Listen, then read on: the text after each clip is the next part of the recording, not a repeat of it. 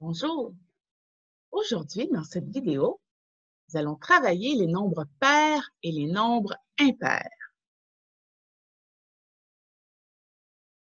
Observe quelques exemples de choses qui sont en paires.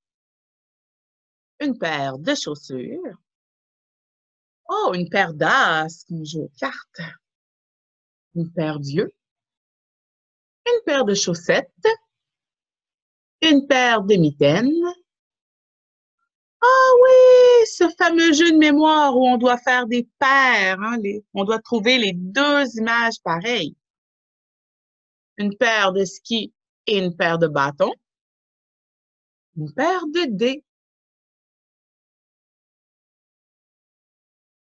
Ça me fait penser. Mais c'est quoi un nombre pair? Les nombres pairs. Nombre pair, c'est un nombre entier qui permet de faire des groupements de 2 sans reste. On peut aussi dire que c'est un nombre qui est divisible par 2. Donc, tous les multiples de 2 sont des nombres pairs. Et petite stratégie pour bien les reconnaître, les nombres pairs se terminent par 0, 2, 4, 6 ou 8, c'est-à-dire que le chiffre qui est à la position de ces unités se termine par 0, 2, 4, 6 ou 8. On va essayer de déterminer si le nombre 12 est un nombre pair. Alors, on va faire entrer des patins. 1, 2, 3, 4, 5, 6, 7, 8, 9, 10, 11 et 12. Pour savoir si 12 est vraiment un nombre pair, je vais tenter de faire des groupements de 2 sans reste. J'en regroupe 2, 2 encore, un autre groupement de 2, je regroupe 2, 2 et 2. Je n'ai aucun patin qui reste seul, donc, eh oui, 12 est un nombre pair.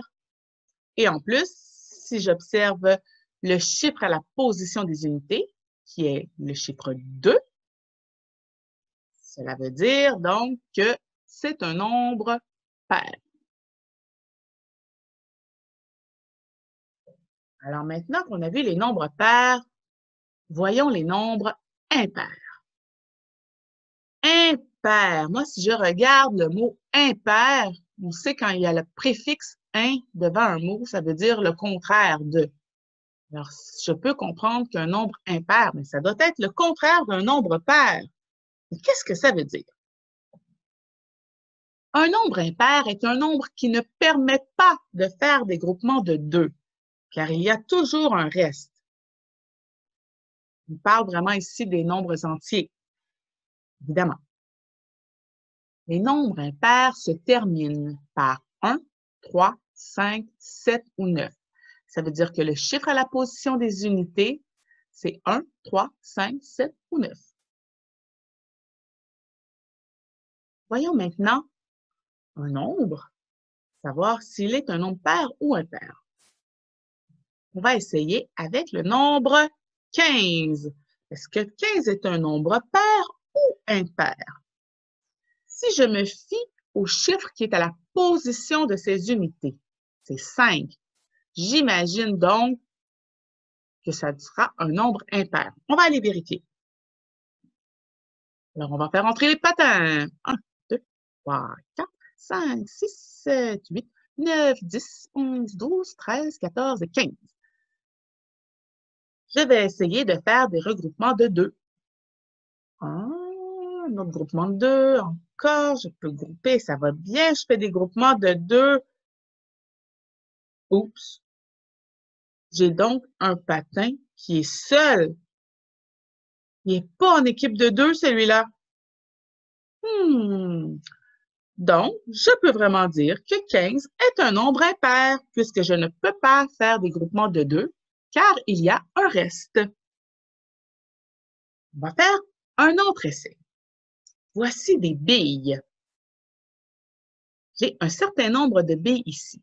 On va essayer de voir si c'est un nombre pair ou impair. On va commencer par compter mon nombre de billes. 1, 2, 3, 4, 5, 6, 7, 8, 9, 10, 11, 12, 13, 14, 15, 16, 17, 18, 19, 20, 21, 22, 23, 24, 25, 26 et 27. J'ai 27 billes. Si je me fie au chiffre à la position des unités et le chiffre 7, ça devrait être un nombre impair. Je vais aller vérifier. Est-ce que je peux faire des paquets de 2? Ouais, oui, ça va bien. Je fais plein de paquets de 2 billes comme ça. Ah, et si je peux les grouper comme ça et... Oups! Il me reste une bille seule. Je ne peux pas faire des paquets de 2. J'ai un reste ici. Alors, 27 est un nombre impair. Allons-y avec un autre exemple. Encore des billes. Ce coup-ci, on dirait que j'en ai plus. Je vais les compter. 1, 2, 3, 4, 5, 6, 7, 8, 9, 10, 11, 12, 13, 14, 15, 16, 17, 18, 19, 20, 21, 22, 23, 24, 25, 26, 27, 28, 29, 30, 31 et 32. Nous avons donc 32 billes. Est-ce que 32 est un nombre pair ou un nombre impair? Si je me fie ici au chiffre à la position des unités, c'est un 2, alors ça devrait être un nombre pair. On va aller vérifier. Puis-je faire des paquets de 2? Oui, là, ça va bien, des paquets de 2, comme ceci. Eh bien, oui, je n'ai aucun reste. Alors, 32, c'est un nombre pair. Bravo! Voici maintenant d'autres nombres. On va essayer de déterminer s'ils sont pairs ou impairs. Comme tu peux le constater, ceux-ci sont beaucoup plus gros que tout à l'heure. On a des nombres dans les centaines et dans les milliers. Je me vois mal commencer à faire 5097 billes et les compter et ensuite tenter de les regrouper en paquets de 2.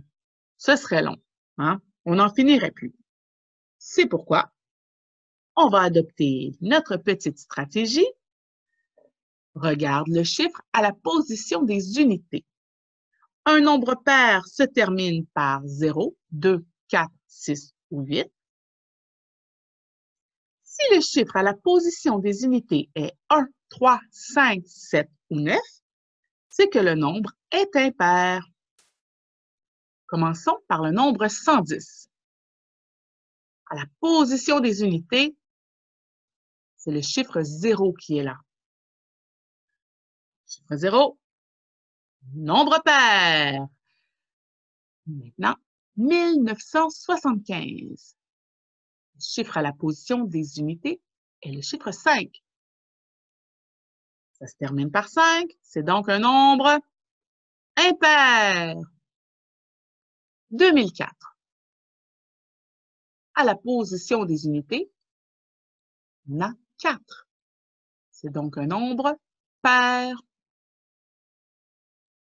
3586.